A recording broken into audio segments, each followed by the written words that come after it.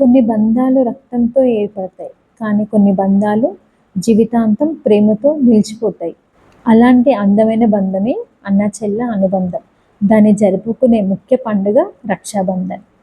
రక్షాబంధన్ నాడు రాఖీ కట్టుకోవడం ఆనవాయితీ. కానీ ఇదొక దారం కాదు.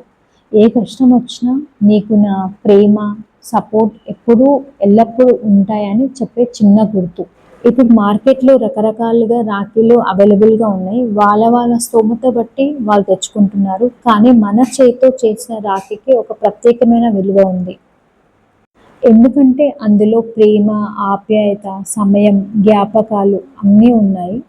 లాస్ట్ వీక్ మా పాప అడిగినందుకు నేను క్రాచెట్ కిట్ ఆర్డర్ ఇచ్చాను.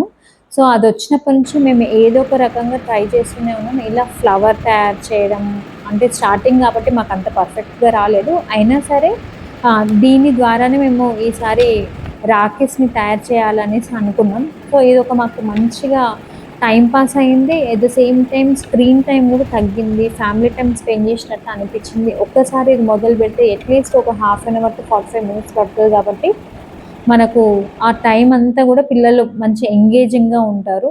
సో, ఒక్కసారి ట్రై చేసి చూడండి. ఈసారి మీ చేత్తో చేసిన రాఖీని మీ అన్నయ్య కాను, తమ్ముడు కానీ కట్టి చూడండి. ఆ సాటిస్ఫాక్షనే వేరే లెవెల్.